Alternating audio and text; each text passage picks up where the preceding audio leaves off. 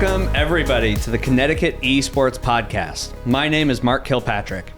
This podcast is going to be exploring people, programs, and progress shaping esports across Connecticut State. Specifically, we're going to focus on increasing conversation, breaking down stigmas, and what I really want you guys to know is that we're going to be focused on real talk and raw emotion. This industry has been built on perseverance, a lot of blood, sweat, and tears. No fluff, real conversations about the challenges and triumphs in gaming. So let's get into it. Before we do, I've got a couple of sponsors that I want to thank. Now, we don't have official sponsors, but I did go out and reach out to a couple of people that have really helped us out with our first few episodes.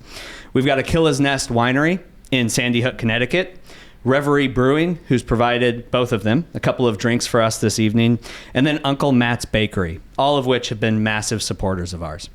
Next, I want to thank Joshua Sear, who is our man behind the camera, who has basically built the end-to-end production for this podcast and spent countless after-hours time making sure that it could be possible. Next, we have Jeffrey Spencer, who shot us as his 117th episode for the Sweeten Up podcast. I would be remiss to not mention Jeffrey, as he is the reason we were able to test this and bring this podcast to life. We appreciate all of you that have supported us, and we look forward to building this platform out. So, this is our first episode. Welcome, everybody. The first thing I want to go through is our hosts. I want to give you a quick introduction. So, as I said, my name is Mark Kilpatrick. I am the co-founder of Affinity Esports and Connecticut Esports alongside my wife and co-founder Emily Kilpatrick.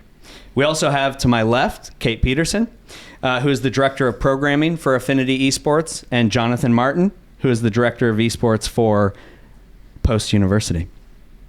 Future hosts will pull from a pool of a couple of additional people, including Emily Kilpatrick, who I mentioned before, Dr. Roger Karamanica, who is the program chair at Post University for Gaming and Esports Management, and then Tea Lionetti, who is in sales for the Connecticut Convention and Sports Bureau. Without further ado, let's get into it. We are a little behind schedule, so I think we should just jump into this. So this will be the last time I really look at the cards, but our first guest is a powerhouse in the esports scene. His name is Dr. Clint Kennedy, and I could not be more excited to welcome him to our first podcast. Currently, Clint is the Director of Technology of Groton School District. He is also a board member, and I always butcher this, for NASEF, or NASEF, however you pronounce it, the Network of Academic and Scholastic Esports Federations. He also sits on the board of Affinity Esports and Connecticut Esports. His former roles include the US Esports Federation, Game Plan, and PlayVS, which I'd love to hear more about.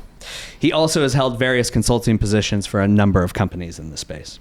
He has been instrumental, and again, I'd be remiss if I didn't say this, in influencing myself as we've built out these organizations in Connecticut, but also to the state of Connecticut itself, and is largely considered the, whatever you want to call it, the father of scholastic esports here in the state. He may deny it, but we all appreciate what he has done. So, Clint, it's a pleasure to welcome you to the pod. I very much appreciate that intro and having me, and as the first episode 1 guest, I'm feeling some pressure, so I'll do my best, I promise. So, well, you're not the only one, but we get past it quick and we have some fun. Let's go. So, awesome. So the first thing we're going to do here is I think, Kate, you have some questions around Clint's background, so I might actually throw it to you as one of our hosts to just kind of guide the conversation. But like I said, we're unscripted. We're going to have some fun here. Fantastic. I sure do. I have to say I really enjoyed the father of Connecticut esports nickname. I will take it. And if you'll take it, I feel like we've run with it. So my first question to you is, like, what's your gaming origin story? How'd you jump into gaming? What did it mean to you? So I'm not the youngest person around this table and so forth. And I had a pretty normal childhood in the 80s, early 90s and so forth. And played quite a few games. I really cut my teeth programming on a Commodore 64, and Spy Hunter was great. And yes, I knew the cheat where you can go all the way to the right-hand side of the screen and then the helicopters can't get you. So yes, that is some of my origin story originally. But I really, over the course of my life, didn't consider myself a gamer necessarily, followed some of the scene, was interested in the technology. That's what I do. But it really wasn't until about 10 years ago now 9, give or take, where I really jumped into this world, the esports world, got educated on it and so forth, and really give credit to the students I was working with at the time. I was an administrator for New London Public Schools and really working on a project around building soft skills, things like critical thinking, collaboration, communication, even creativity into our traditional silos of math, science, social studies, and the like. And I brought a group of students together to help me design what that experience would look like. As a public school educator, I feel too often it's some of us who are designing those experiences, and we don't often enough engage the students to help us design those experiences. So I did that. I brought some students together. We were in a computer lab. We were discussing what this could look like. I was talking about standards and so forth. And 2 of the students that I invited were heads down on computers in the back, and I waited a little bit and so forth. Finally went over and said something. I said, I brought you here for a reason. I value your opinion. I'd really like you to give us some feedback. And they were like, yo, Dr. K, sorry, we're just finishing a game. I was like, can you please pause the game and come talk to me? They're like, actually, if we do that, we're going to be ruining it for 8 other people. So I thought about it. I was like, okay, fine. I don't know who these 8 people are, but I don't want to ruin their day. So finish what you're doing and please come over. So we finished our meeting, got some great feedback from all the students. And I pulled these 2 young men aside afterwards. I was like, listen, I really this is important. I need to say something. And they're like, we're sorry, but we're playing this game. And actually, all these standards you're talking about are actually in the game we were playing. First, I was like, yeah, they're just giving me a line. That's not true. They feel embarrassed. They weren't paying attention or whatever. So I was like, fine, show me. So I sat down and played my first game of League of Legends. Of course, I picked the support character because, I'm an educator. That's what I do. Got to start somewhere. And they won in spite of me playing with them. But I had that first real aha moment that these young people were 100% right. We had to collaborate to be effective. We had to think critically how we're building our characters to augment our teammates, but also to counter what the other team's doing, and so on and so forth. So that was really my origin story of how I jumped back into this world.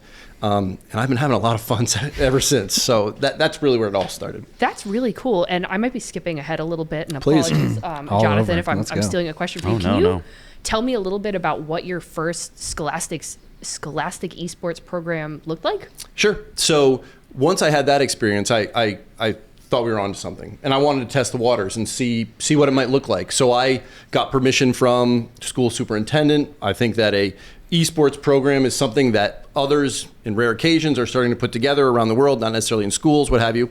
So I put out an all call, leveraging the interest of the students that had already kind of signaled that they wanted to do this. We had 85 students show up first day after school in a computer lab of 24 computers. So I said, okay, well, we are definitely on to something here. Yeah. We lost a few immediately because we were not playing Call of Duty, but that's okay. Great game, but it wasn't part of the purview that we were considering and so forth.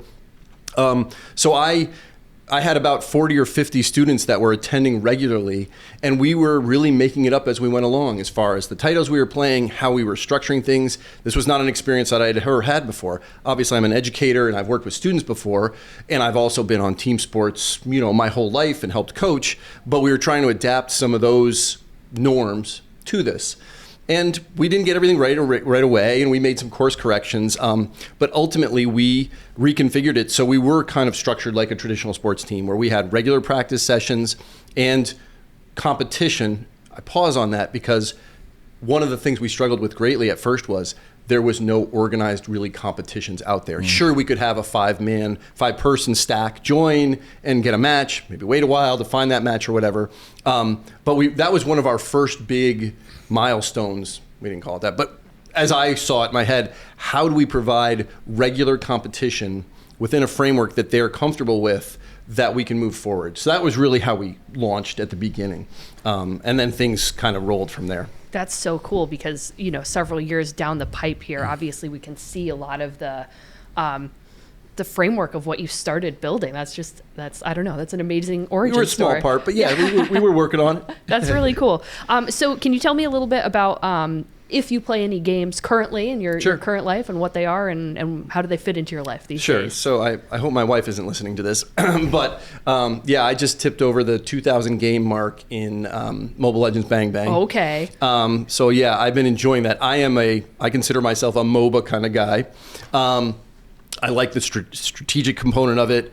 I also am clearly aware of me getting older, and my quick reflexes may not be as advantageous, or maybe the disability for me because I can't do that in some of the FPS titles and others. But I really like the MOBA genre. And I always try to make a habit of, I know full well that I'm not going to be able to compete at a high level in most, if not all, these games. But I think as a member of this community, and obviously very interested in this world, I always try to find the new hot game or what's happening so I can at least be proficient. I can understand what the meta may look like, what people are doing. I can be part of a conversation, and when I work with young people, obviously the same thing. And Marvel Rivals, I know, is a very popular title that's come out as of late. Obviously the characters are very accessible because they're part of our culture. And that has led me back to Overwatch. Fantastic. Who do you play in Overwatch? So I've again, got some questions. Again, forgive me, educator, parent, and so forth. So I always tend towards the support, healers, and so forth. I'd say Moira, but I know that's kind of a troll pick. So yes, my Lucio is wonderful. So I stick with that. Fantastic. So yes. I was going to say DPS Moira. Yeah, well, yes. I made it play a little DPS at the beginning, but I definitely have 3 follow-ups on that. Do you want to go now? Yeah, Okay. absolutely. Yeah. What's the average game length of Mobile Legends Bang Bang? So I'm just doing the math in my head. Yeah. Oh, yeah. Again, off the record. Yeah. Because that 2,000 games was a ballpark number. Yes. So kind of solo queue, whatever. 20, 25 minutes. Ranked more. I'll watch the recording and do the math on that later. That's good. That's thank good. You. Yes. You're welcome. And then it's a lot of games, but hey. Are you enjoying Marvel Rivals? I want to enjoy it more than I am currently. Right. It may just because I haven't found a lot of success early, which I do try to reflect, often putting myself in the shoes of a young person or one of my students. So there needs to be some perseverance in that. I think there's potential. And I do like the unique characters and so forth, but I think that Overwatch is maybe a controversial statement, but is a more polished game. I prefer to go back to 6v6, but that's me. But yeah, I think there's potential. I prefer Overwatch. No, I hear you. And my last one is, for me, one of the things I was just working on this talk for an unrelated event, but part of what I put in there was if you're a gamer and like what your obligation is to excuse me, the world and getting the message out there, like do it without reservation, like go out, be proud, all of that. So gaming seems to have brought you a lot of joy. It has. And you seem very proud. Yeah, I am. I identify as a gamer, very proud of that. And that's, I respect all genres. Obviously I have my own personal preference in what I like. It's allowed an opportunity for me and my son to get very close in something that we can bond over, which has been great. But I also, and I may be jumping the gun a little bit here, but I think if I think about our world in general, and I'm not going to get political, but there's so many things that we disagree on in this world, to the point where I think there are even times where we have a very difficult time finding a common language. And if we have any hope in resolving some of these large, ill-defined problems that we face as a global society, when we're not finding solutions in textbooks, we at least need to start talking and collaborating, hopefully, down the road. So I am very bullish on this idea of games as a way, much like the Olympics have for traditional sports at times, bring the world together. We have a common language, a common interest, and can we leverage that for the greater good? Right. I know that may sound pie in the sky a little bit or wishful thinking, but I'm okay going down as a wishful thinker, hopefully, and hoping that does provide us a better opportunity. It has also allowed me to make contacts and create friendships and working relationships with people all over the world, which has been really exciting for me. And as I mentor students and others, I'm hoping that this is an affordance for them as well. Because there is more to the world than your backyard or your town or your state or your country. Awesome. And I think this is a real opportunity to do that, whether you're viewing, whether you're part of the community, whether you're talking strategy, or you're just going on and having a good time. That's cool. Mobile Legends is perfect. I get on there. First thing I do is I look at all the country flags of who I'm playing with. I've played with more, probably people a third my age, but from Central and South America than I ever would have thought I would have done. I wish there were more American flags up there a little bit so we can continue to claim that title in our country, but so it goes. Awesome. Well, I think gaming for good is a topic that's really near and dear to all of our hearts. So it's always very exciting to hear a fellow esports professional express how important that is to them. So it is. That's I think really it's cool. very important. Yeah. Yeah. So my final question here, to bring it back to kind of the local scene, is if you could tell us a little bit about some of your accomplishments on the state level, like what are your accomplishments for Connecticut? Gotcha. So I'll pick up the story where we left off. Once we realized there was not a lot of structured competition around the state, we kind of went out to go find it. And my students were very interested in that, but they almost felt like I could tell they needed permission to go do that. I said, well, we're in Eastern Connecticut. We have the Eastern Connecticut Conference, which some of them have heard of because that's what our basketball and football and baseball teams play and so forth. Let's go ask. You've got some rivalries and go. And they did. A little help from me, but they went out and reached out to the community and found people. And we had about 5 different schools by the end of our first year that wanted to play regularly, which was great. It was somewhat unstructured, and yes, there were some last-minute substitutes or whatever, so we weren't playing for an official conference title, but it was a great start. And that started to spread, and I was actually asked to go speak to all of the athletic directors for the ECC that summer. They meet in the summer, kind of plan for the next school year and so forth, and I had a lot of skeptical people in that room. A lot. Again, this is 2016-ish. But that was okay. We had a good conversation, and they talked about me behind my back a little bit afterwards because I got some things, and I said, that's okay. You'll understand eventually. And it's amazing. 8-9 years later, most of them, if not all of them, do now. We're not stealing football players. This is another opportunity for students to find what engages them in schools, brings them to school, and so forth. So eventually, we had some structured play. Again, I was in New London Public Schools. We had a great newer STEM high school, so we had a really cool facility that we were able to use, not only with a lab, 2 labs, but then also breakout rooms and kind of a social area. So we set up viewing stations. And I have to shout out Woodstock Academy, another high school here in Connecticut, because they jumped on it right away. And for the first 4 seasons we ran, every final for League of Legends and then Overwatch was Woodstock Academy and New London High School. And it was great. Sadly, I have to report they usually beat us. That being said, it was really cool to see that. And we grew it and went forward that way. Fast forward a little bit, our students wanted to keep expanding. And I said, well, really what we should do is we need to be recognized. Because right now we're kind of in limbo. We are not, we're doing stuff and it's structured. You have an advisor, school recognizes and so forth. And they kept saying, well, how do we become a real sport? I said, well, you could be a real sport. You are a real sport if that's how you choose to look at it. I'm not a big fan of this conversation of are esports real sports? Esports are esports. And we can talk about the pros and cons and compare them. I don't see a lot of value in that. Anyway, we had continued that conversation. I said, well, the way it works in Connecticut is the CIAC recognizes official sports and activities in the state. So maybe we should go talk to them. I said, well, can we do that? I said, sure, I'll make a meeting. Let's go. So long story short, after our 4th meeting at the CIAC, I had hired 12 interns from around Eastern Connecticut, and I paid them with pizza, and we met 8 times over the course of the summer and created a business plan or designed a plan. And we met 4 times with the CIAC. And at the time, it was Dr. Carissa Nyhoff was the head of the CIAC. And on the 4th meeting, she blessed it. And Awesome. We became the first, again, not a sport, an activity, but we were blessed by the state organization to officially have esports as part of Connecticut. So those 12 students get the credit, with me helping to advise, kind of get the credit for the first state-sanctioned esports activity in the country, which I think is cool. That's very cool.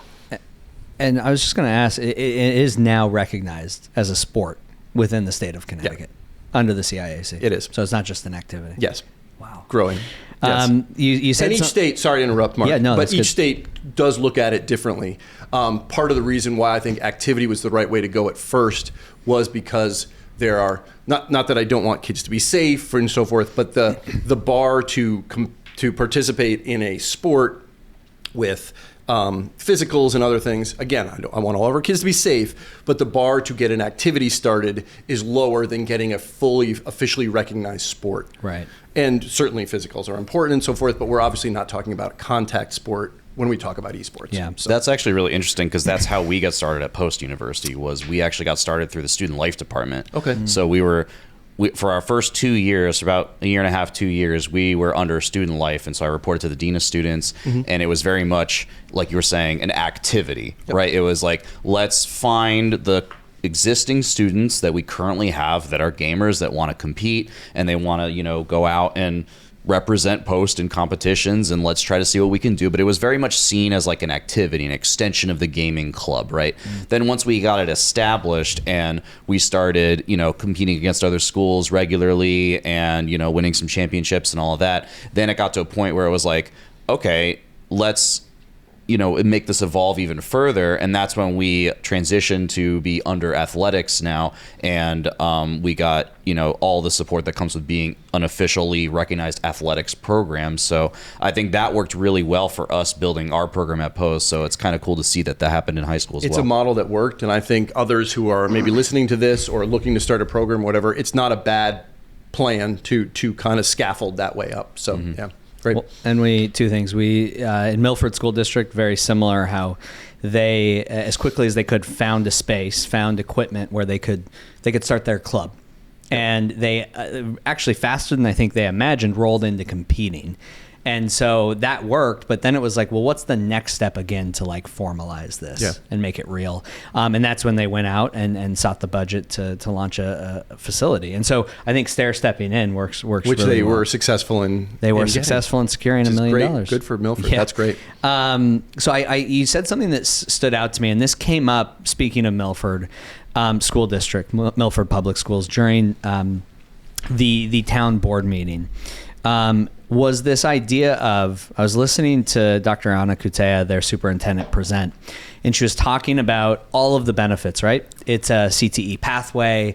You can find careers for this down the road. You can, it could be a varsity sport. There's all of these things, right? But then she came back to one point, and it just, at 1 a.m, really rang true to me. And it was, but the thing that really got me, and she went back to when her and I got to speak in front of the high schools, and she said, was that I watched how it brought people together.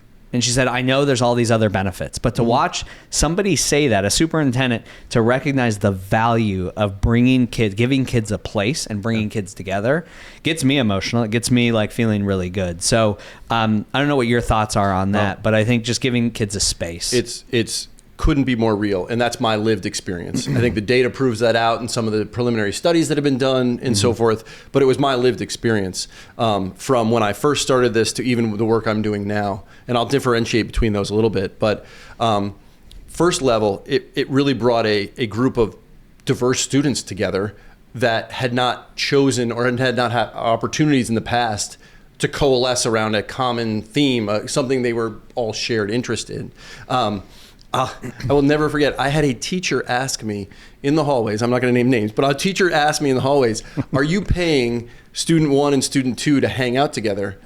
I was like, what, is there a problem? Did they do something? They're like, no, I've just never seen the starting middle linebacker of the football team and a kid who has a hard time getting to school before noon, who isn't joining any activities, hanging out and talking in the hallway.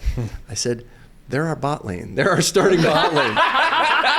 They got a lot of plans to make, and we got a match next week and so forth. So it was really cool. So that was an experience. But I've seen it at more of a macro level where we're. Was the linebacker the support player? I had to know. Or was he the ADC? Yeah, I knew it. Yeah, no. Thank you for asking. Yeah, no, the ADC actually would steal his neighbor's Wi-Fi late at night because his mother would turn his off so that he could play later. Anyway, I didn't say that. I'm sorry. I no names. So that was kind of that first aha moment that I saw. But as I watched it over time and saw these different groups mix, it's a safe place. They kind of identify it. In what I'm doing now for Groton Public Schools, I think it's not to jump, but it's a little different phenomenon. I don't have a huge group of students that are saying, I'm going to win a state title. This is what we're going to do. And, we're going to practice every day, grind all the way and do it. They are really there to be part of more of a club. So we do have a competitive component to it, but I try to go with where the students are leading us, provide them opportunities, but let them ultimately guide the direction. And they are much more interested in getting together and throwing a casual bracket for Smash together or something like that.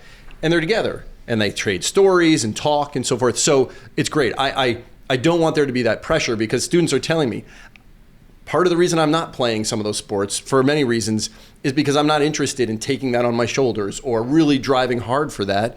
And that's great. That's wonderful. Follow your bliss, but then we can still provide that community. So I've seen it kind of in both those two examples.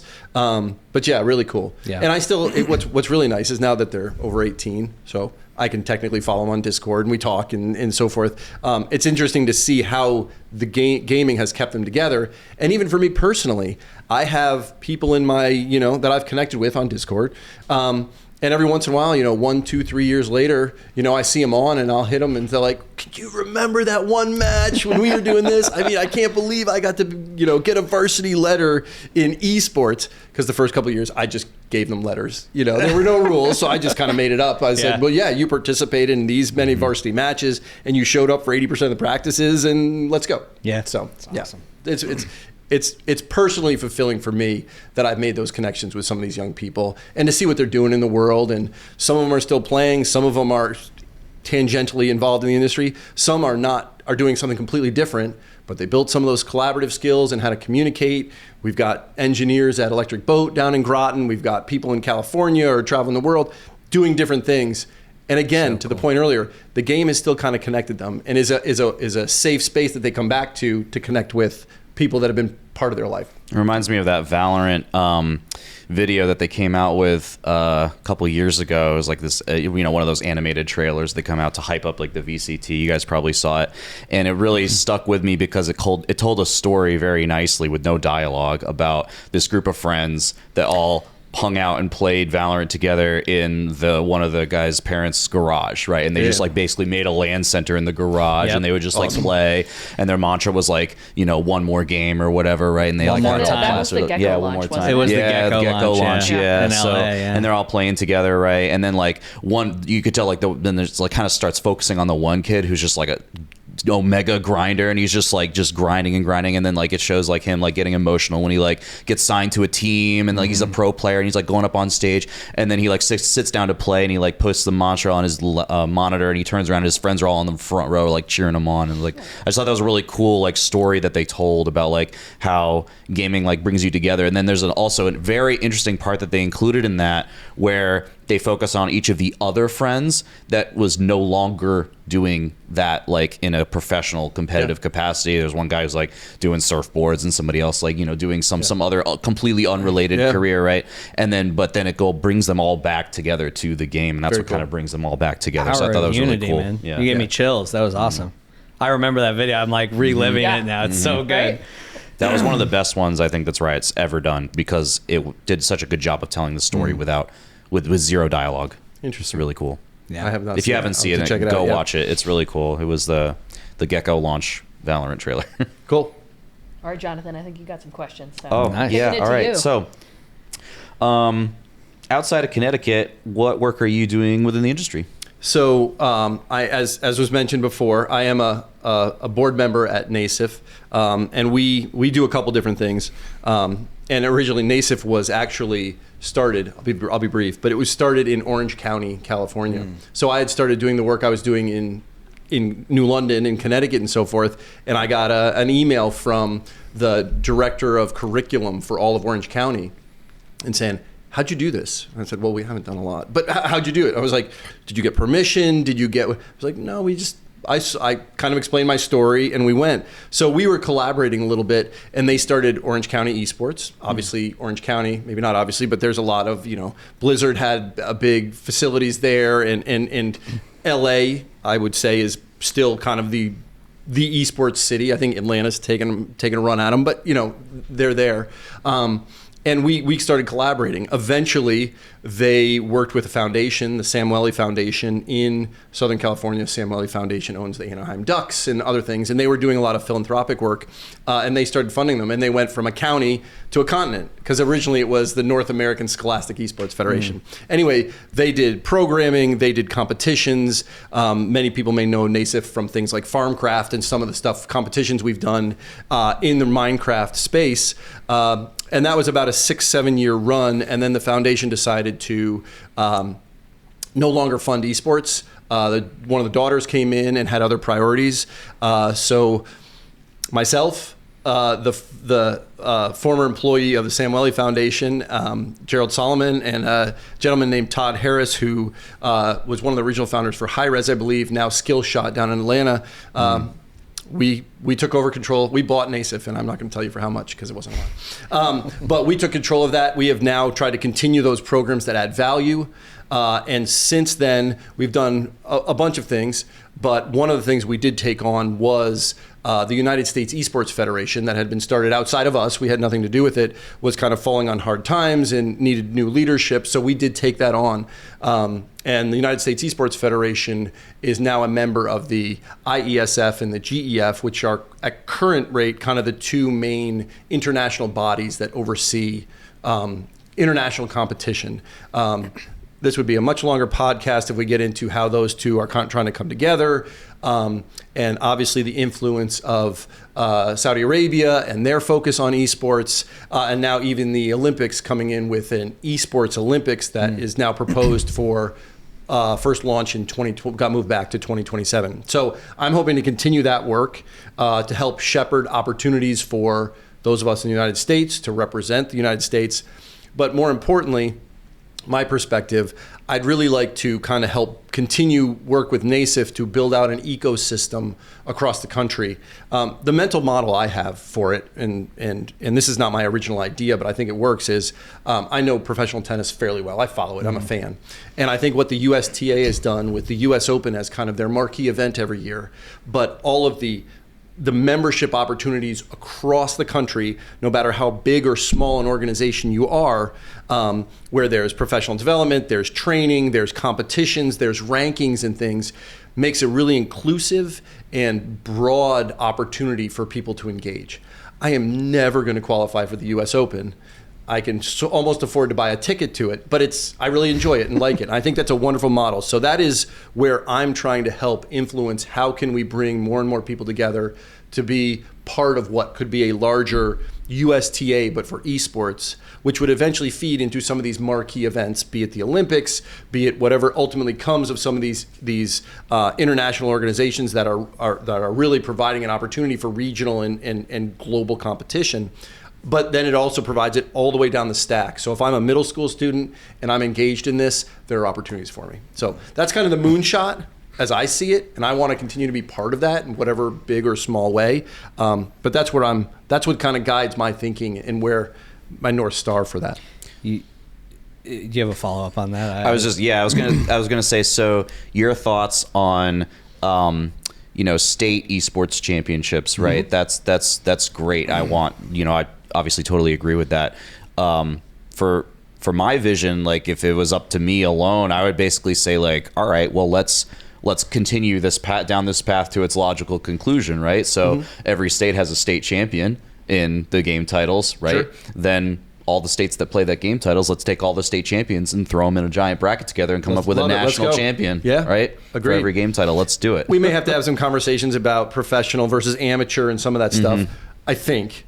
I again, no expert, and I think there could be a case made for maybe not putting those type of requirements on it per se, especially as we're continuing to build and grow. But yes, please. I would love to see Connecticut Esports be a member org to a larger United States Esports Federation, maybe paying a very small amount of dues just to keep it going, just like the USTA, but then being part of the community, learning opportunities, competitive opportunities, some standardized ranking components to it. I think that would be really, really cool. And if Connecticut could help lead that way, lead that way to build out that standard to then make it easier for others to maybe copy and remix and do it how they think is appropriate, then great, let's do it. And now you've got the pipeline straight to college, right? Yeah. Very easy for collegiate recruiters like myself to go around to these state championships and the national championships and the regional championships and be like, hey, that team looks really good. That player looks really good. Let me go talk to them. Like, we've got scholarships, we've got this and that, right? It would be wonderful. And then maybe even relationships to professional teams on a layer on top of that. So we're building that ecosystem out. Easier said than done, but I think we can learn those, take those models, keep what's unique about our space, but learn from some of those models and go. Well, some of what's interesting, right, is if you look at the pro scene, and even if you just drop down to collegiate, because I played college soccer, so like I often think about like the pathway in the U.S. very different than the U.K. or many other countries, Argentina, for example, or some of the others we could think about. We go to college in the U.S. Like, you don't jump straight to pro, but in the U.K. they might jump straight to pro. But it's interesting because in the collegiate space, right, we see this happening all the time. Winthrop College has a team that's now in the Valorant. I don't know if they've hit the top tier, but they're like one level below, essentially pro players, right? You've got, I think there was a Rocket League team. Was it Akron, Ohio? I think the Zips. Akron, I think they were an RLCS team. So we're seeing like the space is trying to figure itself out. The line is very blurred right now between collegiate and professional. For the top programs and the top schools, right? Because right now there really isn't a lot of there isn't one overarching governing body like you have the NCAA for traditional sports. So some of the top schools are kind of taking advantage of the fact that it is kind of a Wild West right now where anyone can basically do anything. Right. So I think over time you're going to see more and more standards and more regulations come down to kind of help more clearly define that line, like where does pro play begin and where does collegiate begin and where does pro play and collegiate end, and then where does representing your country fit in? Yeah, exactly. And within that. The other thing I was going to say, just because, again, I think it's important. I heard somebody say something the other day, and as I'm listening to you speak, Clint, you're saying, well, there's the federation, and here's the structure, and all of the things that go into it. I'm thinking about all of the support roles. So maybe I'm not a player, but I could pursue a career within it. Somebody said something, and again, I won't name names, but they were talking about if you watch a pro event, for every player on stage, there's, and this is probably a generalization, there's 100 support staff behind that player. Yeah. So as you're talking about it, I'm thinking about all of the career paths. I'm thinking about the opportunities for the kids or even young adults who maybe are looking for a career change. I think Roger said that. Yeah, well, he might have. There was another person I'm thinking of. It was really cool. And I think I don't hesitate when I talk about this conversation, but I also don't want to oversell when I'm talking to parents or students making decisions. I think it's real, and I think I 100% agree. I always caveat with, I want to make sure we're building skills that can transfer. And I think esports is a wonderful opportunity to build those skills, much of what you're talking about, behind the scenes support, but there's many roles you could play. Those are wonderful and you can build those skills situated in the world of esports. But then let's also talk about how those can be transferred to other domains, or maybe you just have an esports career and off you go. And, in 20 years from right now, everybody's watching the esports Olympics and the World Cup and so forth. So I think those conversations are really important for us to continue to have now. And how those are situated in this larger world, and what those skills are needed, and the like. I know some universities have kind of gone specifically to esports management and so forth and other careers, which I think is very interesting. I know others have kind of taken their traditional sports management courses and had a discipline in esports or what have you. And others are providing competitive opportunities and the like. So I think those very unique and different models that we're seeing from a lot of different places is kind of this innovation period, which I think is important. And I don't want to artificially cut that off. Yeah. But I also do want to be able to have real conversations, and we can have helping parents understand, helping students understand what those opportunities are and what they should be thinking about and preparing about, and guiding towards. Yeah, along that line, like what would you say to a parent that comes to you and basically they're a naysayer, right? They don't understand. They're basically like, my kid is just holed up in their room for 10 hours a day playing video games, and I don't understand it. I think it's bad. I don't think it's good. We're constantly fighting. I'm constantly trying to get him off the game. He's constantly whatever. What would you say to a parent like that that's in that situation? Well, I always, maybe tongue in cheek, but the first time I first thing I usually say is you should play the game with them. It helps bring the level down, and very often what I usually follow with are the skills, the community, and other things will follow, so they don't just have to believe me, they can actually experience it for themselves. That doesn't always work by any stretch of the imagination, and certainly we have many students that I've worked with that we've had to have hard conversations about not staying up till 3 a.m. grinding and then not coming to school the next day because you're exhausted. Well, I'd be exhausted too. So we do have certain rules around, attendance, and Dr. K does a grade check every now and again. Pull up your grades and we'll do a spot check and have a conversation privately. I'm not there to embarrass anybody or share any private information. But I think part of the value in starting this in school and at younger ages is it's an opportunity for us to engage. If my son or daughter is really good at baseball or softball or whatever, and they want to be, that's their goal to be successful at that, well, then I'm engaged and seeing what the pitch count is and how many hours they're throwing. We don't need a shoulder injury or something like that. It's being engaged and understanding that. So engagement is the first part, but then I like the fact that we have structured organizations, whether it's private organizations doing it, whether it's in schools and others, because there's a window for us as the adults to hopefully help guide, and it opens it up. And it's not some secret thing that's just bad and happening, and I have no idea what's really going on and so forth. So again, I don't have the perfect answer to your question. It's a fair question. But these are some of the things that we're trying to go after to help bring it above board and have these conversations so that value can be added in certain places. I get stuck sometimes too. I need to play yet another game of Mobile Legends because I just lost and I can't turn it off. You can't add on a loss, but you don't want to stop the win streak. Well, there's that too, as it helps my rankings. Yeah, absolutely. So it's something that I think is not a new phenomenon. It's a new phenomenon in this case, and I know for sure it's not going to be solved by saying it's bad, tucking it away, putting our head in the sand, and not addressing it. Yeah. But I've seen very valuable lessons and skills built around this, people finding community. But again, life to me is about balance, and you need to find those balances, whether it's football or esports or dancing or whatever the case, watching TV, whatever, Yeah, the boundaries have to be specifically thought about and designated because you don't have the natural physical limitations that you would have a traditional athlete. You can't play football for 16 hours a day. Your body would just shut down. Exactly. You just get injured or your body would shut down. Yep. But you can play Counter-Strike for 16 hours a day. You can play League of Legends for 16 hours a day, right? Your body's not necessarily going to shut down doing that. So you have to be very intentional with the boundaries and the balance that you set. And that's true,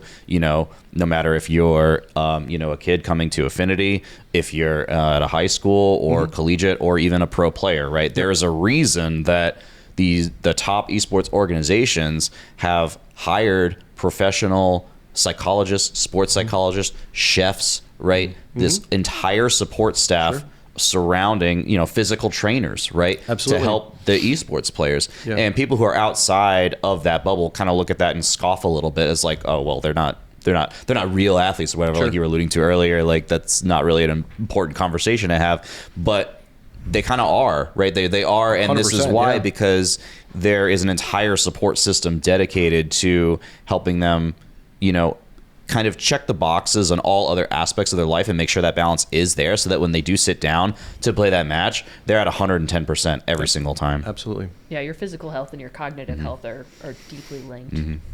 Now, Clint, I don't know if you found this with parents, or I don't know what ability you have, but one thing we've found at Affinity with helping our parents connect to our youth competitive players is that providing streams and specifically providing shoutcasts where the shoutcaster is not assuming a high level of knowledge for the viewer has helped some of our parents really feel that the title is a lot more accessible. I don't know if you find that in the... So, yeah, agreed. I don't have I guess our solutions around that, which it's really important, have been more low budget. We've actually paired, a reserve or a backup or something to sit with audience members and kind of whisper in the ear, so to speak, for in-person competitions and the like. So we have tried to do some of that. I think it's I've always thought it would be great for those of us who are north of 40, we'll leave it at that, was able to have kind of that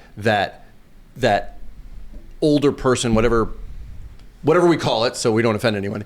Way Elderly. Yes, thanks. Guru. To have those conversations, because there is that initial, as we all know, inaccessibility for certain people that haven't grown up with it, haven't sought it out. I understand what's going on because I've actually spent time, like you all have, and done my homework because I enjoy it to figure it out. I think that is a great way to do it. I think we should make it more accessible. Again, I would go back to play the game, because just like in school, we often have students be the teacher, so they have that opportunity to be seen as the expert, but also they often do better work in preparation to be the teacher. It's an opportunity for them to help have that conversation with parents, or probably better, someone else's parents, because there's not that different relationship, and vice versa, to do that. It's critical, because I have seen once you get parents over that hump, that kind of inflection point. One of my favorite stories is we were running, this is when I was working for PlayVS, we were running the state championship at Johnson & Wales College in Providence. And we had our championship match, I believe it was Rocket League, but two parents walked in and they had the jerseys that the students were wearing, and they had their son's name on the back, gamer tag name on it. And I just went over, I was like, that is so cool. I mean, my mom used to do that when I was in Little League Baseball, but you're doing this for your son now in high school. And she pulled me aside and actually in tears said, we were so worried about our son because he didn't fit that typical mold of being successful in high school, starting quarterback, cheerleader, whatever you want to say. And she's like, he's excelling. He's happy. He's got his friends that he interacts with on the regular. He's more balanced in what he's doing outside of this. And I mean, just like they won and couldn't have been more proud. And that's one example. And I hope I get a bunch more or see a bunch more in the next 30 years, however long I'm alive. But that moment, seeing esports as a legitimate, really impactful way to those parents, that family, I was already sold, but it just reinforced what can be possible. Those parents took the time, invested in their kid, said, not sure about this, but I'm going to trust you, but we're going to be part of that journey. And they were super knowledgeable, calling out, understood when to applaud and when to cheer, when not, so forth. So very cool. When we went to the board meeting, there was a parent who came up and spoke, and it happened to be a child that is at Affinity. But listening to them speak, I had to put my head down for a second because I'm like, I'm in front of this town board with 15 people. They can't see me cry right now. But it was really an emotional moment, right? Where you're listening to the parent, and for me, and being in this space, same thing as you, Clint, hearing the testimony from the parents. That makes it sound really formal, but just like that, like raw emotion around, my child has more confidence. They are thinking about things beyond the game now. Yeah. They're talking about strategy. They're excited. They look forward to an activity every week. I was blown away, and I'm constantly blown away by hearing that from parents. And I'm happy that this crew and others are fighting to make that a possibility for more young people, because there's a lot of ways to get there, a lot of different unique ways, and we should be supportive of that and not take our own, I'm speaking in general terms, what we think this is or is not. Hold that thought, keep it as a question mark, and really ask questions as a parent. Again, to go back to your question, ask questions. Yep. If nothing else, even if you think this is the biggest waste of time and you've already made up your mind, please pause and ask questions. Yeah. At a minimum, ask why this is important to your child. What are they getting out of it and so forth. Engage. That to me would be the best. And we've had many times where we've lost a player because they had other responsibilities and this wasn't seen as valuable. And I wish I could have a conversation with every parent, and I've lost some, and I regret that. But as many conversations we can have, and hopefully we hit a inflection point again where this is not seen that way. And I think we're getting there. I absolutely see us getting there. It's just not as moving as quickly as I think all of us would agree we would like to see it. Yeah. So what are some other like trends that you see today, you know, in high school esports, but also esports, you know, broadly as well? I mean, one that comes to mind for me, I think, is VR. And I think I have some opinions personally on VR. I think, you know, I won't like say all my opinions now because I want to hear what you have to say first. I think it's interesting, but you know, if you want to talk about that or any other trends that you see kind of like coming up through the pipeline or whatever, and just kind of your thoughts on that. The biggest one that I think makes an impact for hopefully our audience and others listening to this and so forth is that flexibility of, from one extreme, you know, serious competition, all-in competition, which is great, but also providing a safe space and a community to be a gamer, to be part of that community and that culture, and feel fulfilled and have your people. I think we're seeing more and more of that because I was not guilty, but that's where I was headed. State champions, national championships, and I still love that idea. But that's me. That's not every kid. That's not every person, whatever. So I do see more groups starting to embrace that idea of this does not have to be high stakes, right? Because there's still real value, even if it's not high stakes. As far as kind of trends in the industry and so forth, I do take a bit of an international lens, just some of the work I do, and I think about equity. You know, we could talk about, you know, mobile gaming is obviously very big in a lot of the world. Consoles are super expensive in the US, but even more so outside of the US. Getting a gaming rig that, you know, will play these AAA titles that they want to play. These are all real things. And if there's anything that I did, I tried to make these experiences accessible to anybody who wants to be part of it. We certainly didn't have cuts when we had tryouts, and we still had tryouts, but nobody got cut. There was always a role for somebody and so forth. So I'd like to I'm watching those unique differences and how that will impact. I'm a mobile gamer. I love playing. It's mobile. I play on my iPad, not my phone, but whatever. My eyes are bad.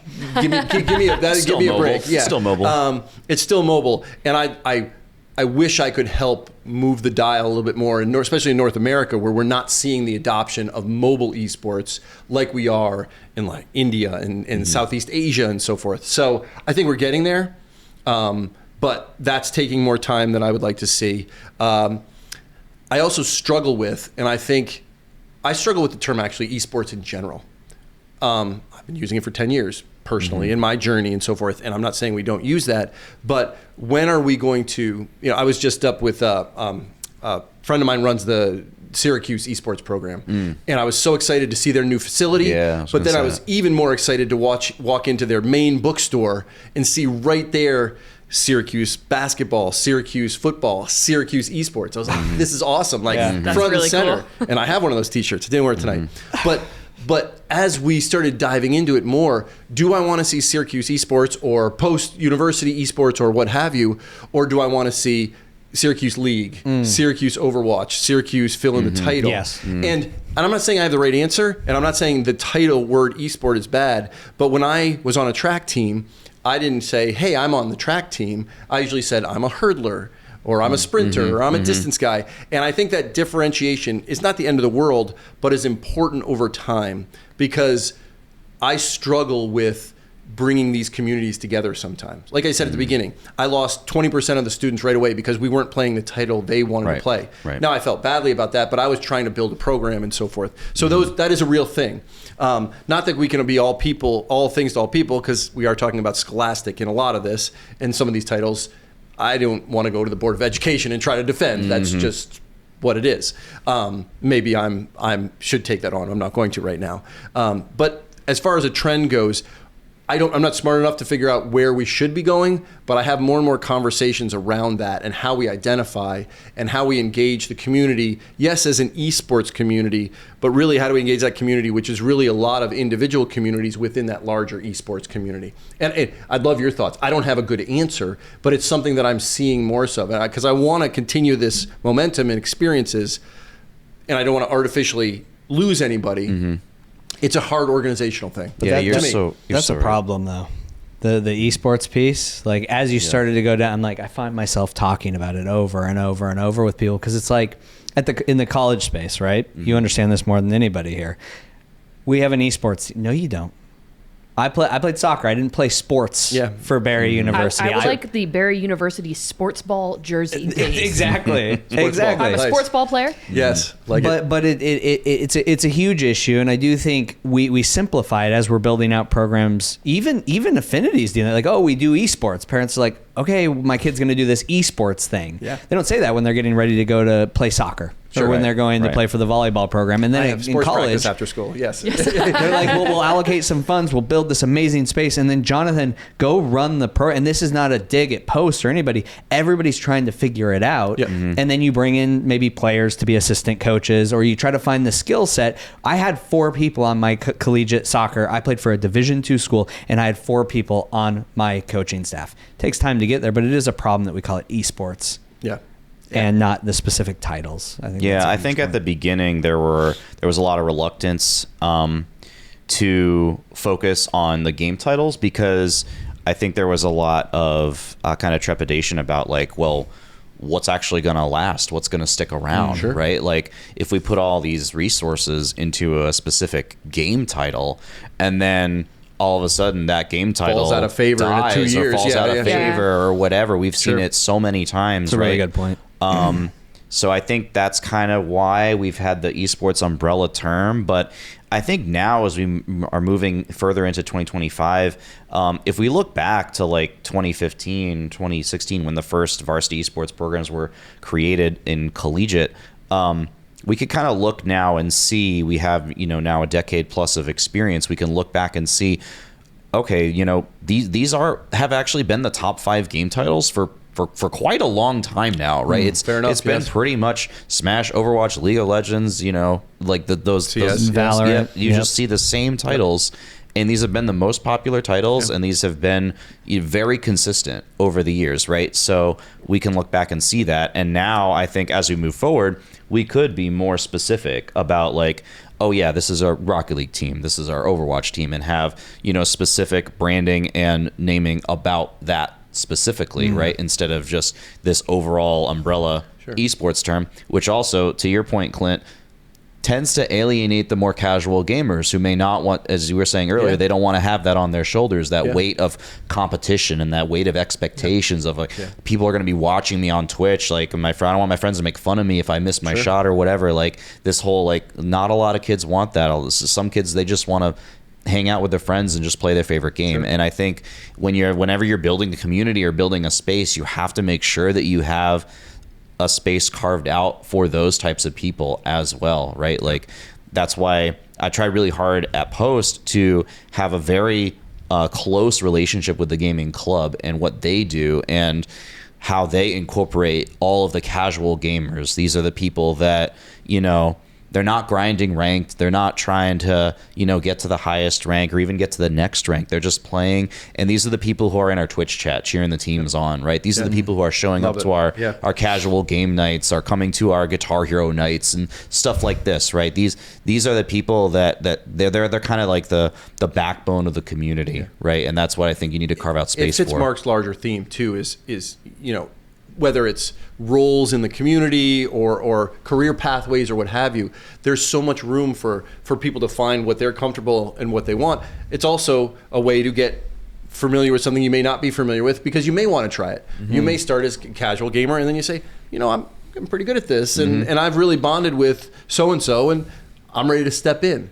Maybe not all in, but intramurals, club, school team in some format. Again, I'm not smart enough to figure this all out, but I see that need in the conversations that I have, and I think we're starting to evolve and get there and get closer to it. Many competitive players start as casual. Yeah, all those other roles too, which are super interesting. I'm never going to be a professional gamer, but I would love to have a regular crew that gets together and plays. I play with 18-year-olds quite often. That's because I'm an educator. I'm allowed to do that. But that. If we create more spaces for that, I think more people will find that engagement and go and do it. I'm going to send this clip to Roger.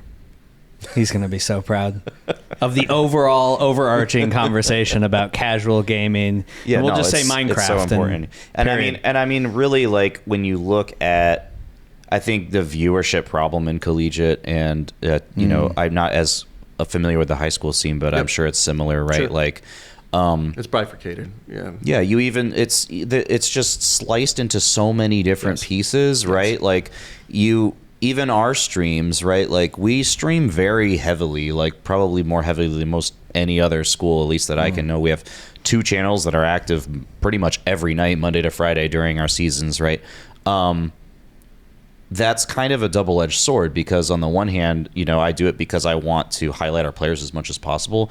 I want to help hold ourselves and our opponents accountable for, following the rules and things like that, and provide opportunities for other ways other students can get involved, like graphic design, broadcasting, shoutcasting, all these other supportive roles, right? Sure. But it also really splits it up a lot, and I've really kind of struggled with, do I do quantity or quality, right? Like, do I just have as many streams as possible to try to just have a real, library of games that we can look back on over the years?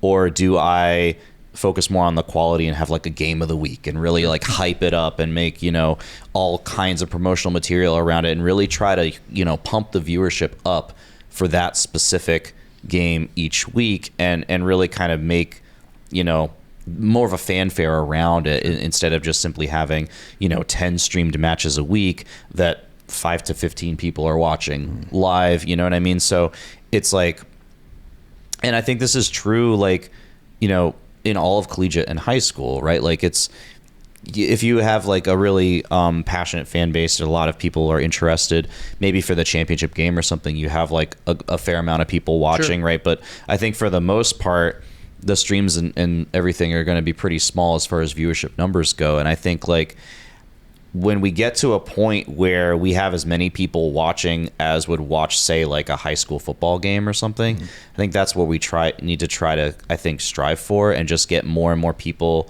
Like, I think one part is the education of like, how do I actually watch this game title? What's actually happening? Sure. How do I even tune into Twitch? What is Twitch, right? Like all these questions that we have to start, educate Twitch people on. Twitch is a great place to start, actually, for parents. Yeah, and how do I even watch what's going on? Yeah. And then the second step is like actually marketing and promoting it and getting people to watch it, because like everything is kind of tied to these viewership numbers, right? Attention is the currency of 2025. Like the more followers and viewers and everything you have, the more you can leverage that for further opportunities with sponsorships and businesses and other things like that. So sure. I struggle with this, and I'm sorry I'm diving right back in, but I struggle with this, and I concur 100% with your analysis. And I also know that the trend in a lot of professional teams are moving towards putting a higher percentage of their resources into full-time content creator streamers as necessarily a competitive team looking for prize money or whatever the case may be. But I struggle with this because, I mean, maybe this is an ignorant statement, but if we're all streaming our matches, we're going to have zero viewers because we're all going to be creating content and going. Right. I value this part of the community. My mind is typically more of, I like to have it captured because I love a good film review and I love following kind of the tools that allow to do that. So it's a reflection piece. It's the educator in me. Sometimes the students don't love it, but the way we're going to get better is to be looking and reflecting and shouting out what worked, what didn't, what have you. Right. That doesn't answer the question that you're posing, which I think is a good one. I don't have an answer. But where does this ultimately go? We do want eyeballs. We do want sponsorships. We do want people engaged and paying attention. I think it goes back to, this is a long, more shallow arc than what a lot of us, most of us, kind of thought as money was pouring in 2017, 2018, and so forth, and didn't meet those expectations. I don't think it's a reflection on the games, the community, what have you. I think it's a reflection on other things, some outside influences that were at times trying to leverage esports as the next, kind of seeing it as a tech startup as opposed to a competition, community gathering, and so forth. Baseball didn't start in 3 days, in 3 years, and then hit all these heights, and everybody tunes into the World Series. Same thing. That being said, we obviously have huge global competitions, League of Legends, and World Championships, which gets huge numbers. I won't quote any of them because I don't know if I believe any of them exactly, and it's hard to measure. Yeah. But they're big numbers. So where it goes, I don't know, but it'll be interesting to see where it goes. But I like to, again, if there's a theme out of this conversation, kind of finding that balance, because I do think from a career perspective, that should be part of it. The industry is signaling as much. Students are interested in it. Young people are interested in it, but I want to find that balance. Awesome. Do you have any more questions for Clint? That's all I have. I mean, we've got a lot of directions. I know We've got to have a lightning round in here at some point, we do. right? We're gonna have a lightning Here it round right comes right now. now. 'Cause Yeah. we're Ready. Oh, we're snap. almost at time, but you've had at least an hour and a half to come up with so we're gonna move into a couple Oh, of boy. quick questions. We're just gonna rotate. So Are I'll these for start. everybody or just Clint? Just Clint. All right. We're just gonna hit That's Clint. not fair. Yeah. If you I'll guys allow it. If you guys want to jump in on it, though, feel Please, free. yes, please, save me. to. Yes. But Okay. we'll start with me. We'll go Jonathan. We'll go Kate. We've got a handful of questions here, and if you think of a better one, by all means, jump in. First one: what is your favorite cozy game? I know what you told me off camera, so. Yeah, now He I don't might have remember. changed his mind in the last hour. Now I don't remember what I told you. You told me you didn't have one yet. Yeah, that's true. I guess if pressed, when I need to go fully decompress or whatever, I am a solitaire person. But Hey, there's nothing wrong with Are we that. calling solitaire an Sorry. e-sport or a? yeah, I'm just saying. Well, this is a little personal, and I don't want to be bring the conversation down because it's been a lot of fun. But solitaire, my mother taught me solitaire, old school, and now I play it on the computer or what have you. And we just lost her right before Christmas, so yeah, that's why it's on my mind. So Yeah. yeah, No, solitaire. that's super cool. How about solitaire? Yeah, I like That's it. a All great right, choice. Jonathan, you want to hit him with the next one? I mean, for me, it's I'll ask the next question too. But Oh, you're gonna hit the cozy game. Yeah. I mean, for me, That's a for good me, format. Answer that previous question. I and then like you answer it. the next Okay. one. Love it. So for me, it's either Guitar Hero / Rock Band or any JRPG, You're cracked at Rock Octopath Band. Traveler or Dragon Quest remake or That's name it. Yeah, that's pretty good. That's me. I think I should answer the cozy game too. Can we just define cozy for the viewers, or is Yeah, that too we should. difficult? We Any should. game Yeah. that does not have a competitive ranked mode. That's cozy game So to I I me. can live with Everything I that. play. I can live with that. I've got a problem here. And, Do you and have a cozy game? I don't. And that's So you that. volunteered to answer the question, Well, knowing my full well answer you is I didn't have an don't. I answer. don't. I think I need to be honest with the viewers. I do not. We're So accepting recommendations for Mark. So if the community wants to have some ideas, You're I'm up for just the- saying, the Dragon Quest remake, they got the Tokyo Symphony Orchestra to do the All right. entire soundtrack. I'm supposed to be learning Minecraft. I'll work on it. All right, is Supposed to be, Kate? he So are you said. going to ask the next question then? Oh, I'm excited. Oh, wait, I don't get to tell you my favorite cozy game? What's that? You might as well. We've I think we go all the way At least through. 100. Yeah. But make up for Mark. I'll please. say Final Fantasy VII, like old and new. Enjoying the remake and the rebirth. Yes. The rebirth of Final Fantasy VII. Also a great orchestral soundtrack. Indeed. Okay, carry on. all right. I didn't. Thank you for Orchestral defining, because I soundtrack. probably should have said Tetris. Because Okay. fun fact, for 2 weeks in the spring semester of my sophomore year at Penn, I was the engineering school Tetris champion. Just saying. There you go. Wow. That's pretty good. That sounds like it has a There you go. competitive element, though. Yeah, so you that's played why I Tetris- asked for the have you played definition, Tetris because we 99? needed to. My you know. mother told me she had a period of neglect when she was not paying attention to me binging Tetris. So in her moment of honesty with me, I learned that's where my gaming Fair enough. love came from. Have you played Tetris 99? I have. Yeah. You win every time, I bet. Yeah, not every Why is gaming important to you? So 2 answers. I'll probably this is lightning round, so I'll be quick. One, it's part of my community. Actually, 3 answers. One, it's part of my community, and we kind of have a lonesome epidemic kind of going on in our country. I think in the world. I think some of that has to do with kind of digital technologies. Not that they're inherently bad, but this idea of people being alone too much, and I think gaming it's certainly helped me find community. So that's one. I guess my second answer is I did some research when I was in school and so forth around this idea of flow. Michal Csikszentmihalyi and that idea, and I get real value and satisfaction when I get to that kind of flow state in a game. I think it's why I like MOBAs. I kind of have that time drip away. I'm ultra focused. I'm making decisions that I'm not deeply thinking through, but I'm using that that knowledge that I've created and hopefully a little wisdom by making a lot of mistakes and having those experiences and then being able to apply those quickly, almost subconsciously. And I enjoy that. Yeah. And I hope that's good for me. But I find it as something that is fulfilling to me. And then, try not to be toxic. So If you're having fun, is it really a waste of time? That's what I always say. that's an excellent point, and I'm not going to argue with that. Well, I think we all answer it now. I think that's the format. what we're Not a doing now? lightning round. We're gonna do it quickly though. Okay. Okay, hit me. Lightning storm. Why is gaming? Oh no, this is a huge question. You can do it. One word. Pass. Pass. Okay. I was gonna say for me, it's important to me. It's evolved through time, but definitely the relationship I've developed with my wife and partner within these organizations. It's brought us closer together, and the community that I've gotten from it. It used to be all about competition.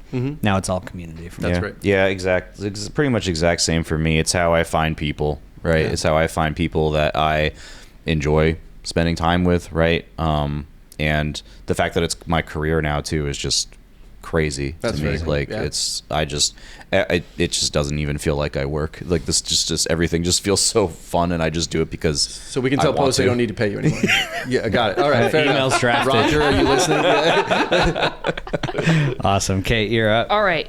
What game has had the greatest impact on you? Oof. I'm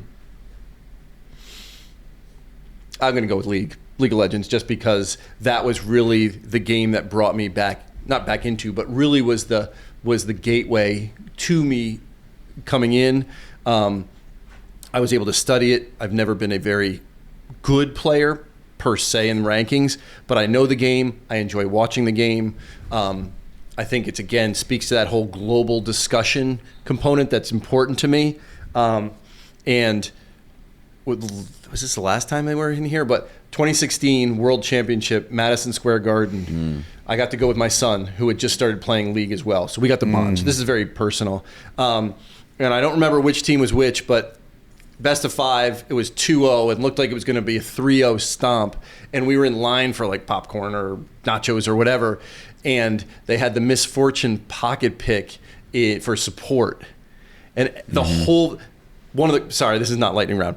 I'd never been in a stadium with 15,000 fans who were super knowledgeable about the game, passionate about the game, knew the meta and so forth. And the whole stadium just gasped. Like, what are you doing? And it was a reverse sweep because of that pocket pick. Yep. And so things like that, to me, like League of Legends, again, I remember that not going series. to win any championships on Yeah. a team personally, but what it's done, the longevity, the community, Awesome. it's I very remember cool. that series. They won the 2 games, and then it went to Game 5, and they were forced to ban it because Yeah. they didn't have an answer for it. I remember that. It was T1. Silver I forget Scrapes the in the other World team. Championship, kind of cool. And then they Yeah. won Game 5. Yeah, it was T1 versus I want to say Royal Club, maybe. I I don't remember. I just remember the I know pocket one pick. was definitely T1. Yeah. Yeah.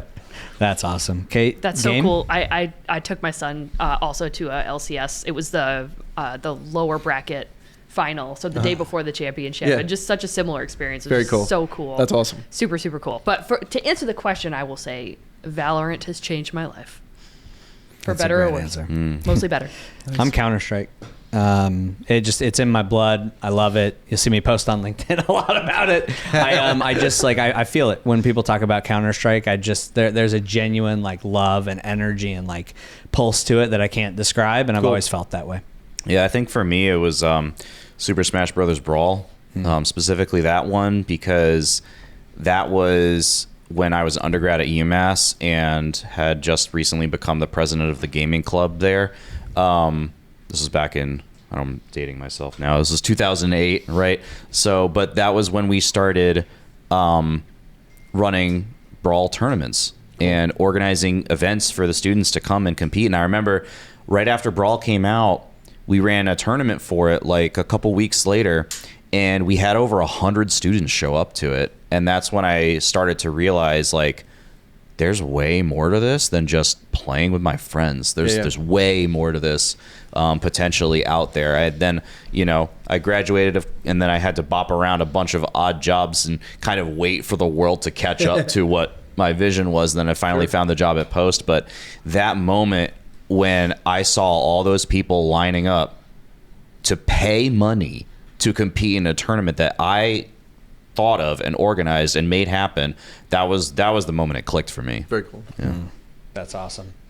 All right, I think just because I gotta know, this is gonna be the last one. We're gonna lightning round the lightning Wrap round. it up. Who would be your gaming duo if you could pick anybody in the world To be my, bot to lane be your duo. duo? Anybody, any game, any position. Wow. I mean, the easy answer is my son, because we've had this real bonding, and I would have to go through the list of countless number of students that have sore backs because they've carried me through so many games that we've played. I'm still working on my wife. I'm jealous, Mark, that you have built that relationship with your wife where you can play some games together and so forth. Love my wife dearly. And I we will do let you come almost into everything. our gaming room one of these nights, and Nice. then we'll see if you still agree with me. Fair enough. But one of these days, I'm going to find the right title, Yeah. and it just is a hole in our relationship, and that needs to be filled. We just haven't found the right title for it yet. Yeah, that would be awesome. All right, so I think to wrap this up, I've got one kind of closing question for you. What makes you proud or excited about the future of esports in our state? I'm proud of the 12 interns that helped put together and kind of put Connecticut on the map early. I hope that is helping to, helped and will continue to help Connecticut be in the forefront. I think there's a real opportunity. I think we have great universities that are doing things here. We obviously have a tradition of high schools now, kind of tradition. How many years have we been doing it? I'm starting to see that leak down to the middle school. And I personally like being a catalyst for change and building opportunities.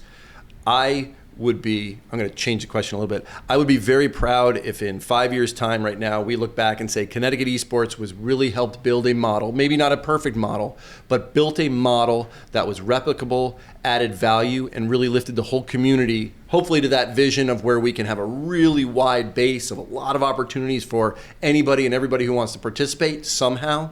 But for Connecticut to double down on kind of the history of being that trendsetter and learning, sharing feedback with the community and helping others, that'd be awesome. And I'm 100% ready to do my part to make that happen, however big or small that is.